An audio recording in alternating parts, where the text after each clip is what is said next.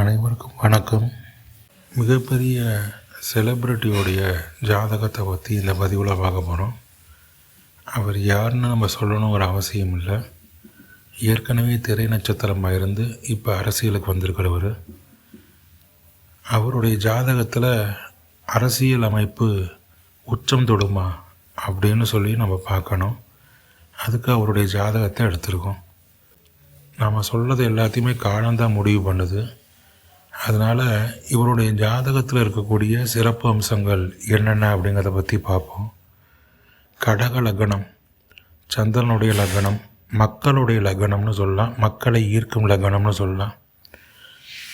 அதுக்கு மக்கள் நெருங்கிய நிலை ஏற்படக்கூடிய லக்னம்னு சொல்லலாம். பொதுமக்களுடைய ஆதரவு அதிகமாக இருக்கக்கூடிய லக்னம்னு சொல்லலாம். சந்திரன் பலம் பெற்று இருப்பது, அதிலேயே செவ்வாய் அமர்ந்து நீச்சம் பெற்று நீச்சபங்க ராஜயோகம் அமைந்திருப்பது, அதாவது ஆட்சி பெற்ற சந்திரனுடன் நீச்சம் பெற்ற செவ்வாய் சேர்ந்து அதுவும் சந்திரனுடைய வீட்டிலேயே அமர்ந்திருப்பதால் நீச்சபங்க ராஜயோகம் ஏற்பட்டு மிகப்பெரிய பலத்தை காட்டுது அப்படின்னு சொல்லலாம். 10ஆம் பாவம் அப்படிங்கிறதான் அரசு பதவி அப்படிங்கிறதா தீர்மானிக்கக்கூடியது. இந்த 10ஆம் பாவத்தில் உடைய செவ்வாய் தான் இவருக்கு ஜாதகத்தில் லக்னத்தில் உட்காந்துருக்கார். 10ஆம் பாவத்துக்குரிய செவ்வாய் லக்னத்திலேயே உட்காந்து அவருக்கு நீச்சபங்க ராஜயோகத்தை வழங்கிட்டுருக்காரு. சரி, 10ஆம் பாவத்துக்குரிய செவ்வாய் நல்லா இருக்காரா ஜாதகத்தில் அப்படின்னு சொல்லி பார்க்கணும். அப்படி பார்த்தோம்னா அவருடைய நவாம்ச கட்டத்தில் செவ்வாய் அவருக்கு விருச்சிகத்திலே உட்கார்ந்து ஆட்சி பெற்றிருக்கு. அதனால் இவருக்கு அரசு பதவி பலம் போன்றவை நிறைந்து வர நிறைய வாய்ப்பு இருக்குது அப்படின்னு தான் சொல்லப்படுது. அதனால் நவாம்ச கட்டத்தை வச்சு தான் ஒரு ஜாதகத்தோடைய பலத்தை தீர்மானிக்கணும், ஒரு கிரகத்தோடைய பலத்தை தீர்மானிக்கணும்.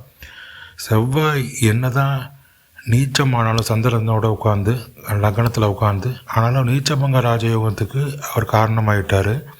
அதே சமயத்தில் நவாம்சத்துலேயும் செவ்வாய் தன்னுடைய வீட்டிலேயே விருச்சிகத்திலேயே உட்காந்து பலம் பெற்றுட்டார்.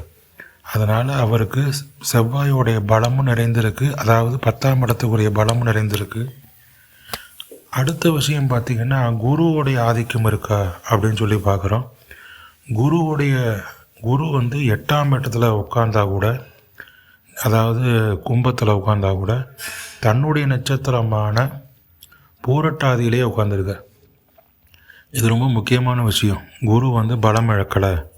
அப்போ குரு பலமும் ஒரு ஜாதகத்தில் இருக்குதுன்னு சொல்லலாம். அடுத்த நட்சத்திரத்திலே உட்கார்ந்ததுனால குருவோடைய சாதக நிலையும் இவருக்கு இருக்குதுன்னு சொல்லலாம். குருவோட பார்வை பார்த்திங்கன்னா குரு 8ஆம் வீட்டில் உட்காந்து 12ஆம் வீடு, 2ஆம் வீடு, 4ஆம் வீடெல்லாம் பார்க்குறாரு. குறிப்பாக 2ஆம் வீட்டை பார்க்கும்போது வாக்குஸ்தானம் இவருக்கு பலமாக இருக்கும் அப்படின்னு சொல்லலாம். அடுத்தது பார்த்திங்கன்னா உங்களுக்கு செவ்வாய் நல்லா இருந்தாலும் அந்த அரசு துறை ஆட்சி அப்படிங்கிறதெல்லாம் சிறப்பாக இருக்கும். சூரியன் எப்படி இருக்கான்னு பார்க்கணும். சூரியன் பார்த்திங்கன்னா 12ஆம் இடத்துல இருக்கார், அதாவது மிதுனத்தில் உட்காந்துருக்கார் புதன் வீட்டில். புதனும் அங்கேயே உட்காந்துருக்கார். அப்போ புதன் பலம் பெற்று நிற்கிறாரு. அப்போ புத ஆதித்ய யோகம் இருக்குதுன்னு சொல்லலாம். அதே சமயத்தில் பார்த்திங்கன்னா சூரியன் யாருடைய காலில் இருக்காருன்னு பார்க்கணும். சூரியன் பார்த்திங்கன்னா திருவாதிரை நட்சத்திரத்தில் இருக்கார். திருவாதிரை அப்படிங்கிறது ராகுவோட நட்சத்திரம், அது வளர்ச்சியை குறிக்குது. அப்போ இவருக்கு அரசியல் ரீதியாக ஒரு மிகப்பெரிய பலம் இருக்குது அப்படின்னு தெரிய வருது. அரசியல் ஆளுமைக்கு இவருக்கு நிறையா வாய்ப்புகள் இருக்குது அப்படின்னு தெரிய வருது. இவருக்கு பாசிட்டிவாக இருக்கக்கூடிய விஷயங்கள் என்னென்ன அப்படின்னு சொல்லி நம்ம வரிசைப்படுத்தி பார்க்கும்போது, முதல்ல பங்க ராஜயோகம், செவ்வாயும் சந்திரனும் சந்திரன் வீட்டிலேயே வந்து செவ்வாய் நீச்சம் பெற்று சந்திரன் ஆட்சி பெற்று நீச்சபங்க ராஜயோகம் கிடைக்குது. 10ஆம் இடத்துக்குரிய செவ்வாய் வந்து நவாம்சத்தில் தன்னுடைய வீட்டிலேயே அமர்ந்து 10ஆம் இடத்துக்குரிய பலத்தை தன்னுடைய லக்னத்திலேயே உட்கார்ந்து நீச்சபங்க ராஜயோகம் வழியாக வழங்குறது ரொம்ப சிறப்பு. சூரியன் திருவாதிரை நட்சத்திரத்தில் உட்காந்து, சூரியன் தான் அரசு ஆட்சி அதுக்கெல்லாம் உரியவர், அவரும் நல்ல வளர்ச்சியை காமிக்கிறார் அப்படின்னு தான் சொல்லணும். குருவும் பார்த்திங்கன்னா புரட்டாதி நட்சத்திரம் தான் உட்காந்துருக்காரு. 8ஆம் இடத்துல உட்காந்தாலும் அதனால் அவர் குரு பலம் இழக்கலை அப்படிங்கிறது தெரிஞ்சு குரு வந்து தன்னுடைய பார்வையாக 7ஆம் பார்வையாக 2ஆம் வீட்டை பார்க்குறது மிகச்சிறப்பு அப்படின்னு சொல்லலாம்.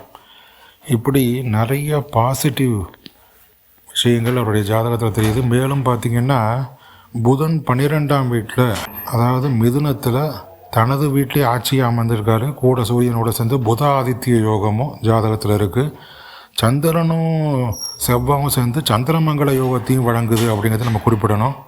அப்போ சந்திரமங்கல யோகம், நீச்சபங்க ராஜயோகம், புத ஆதித்ய யோகம், இப்படி பல யோகங்கள் இந்த ஜாதகத்தில் காணப்படுது.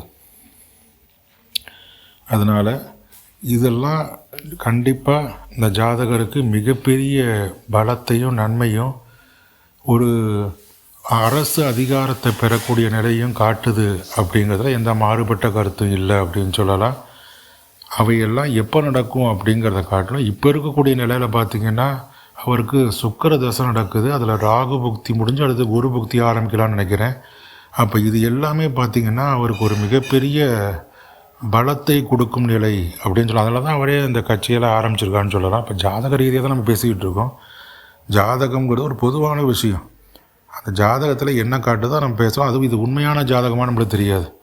இது கொடுத்துருக்கக்கூடிய இந்த ஜாதகத்தை பொறுத்தளவில் நம்ம பேசிக்கிட்டு இருக்கோம். அதனால் இதில் நம்ம கட்சி பாகுபாடெல்லாம் பேச முடியாது.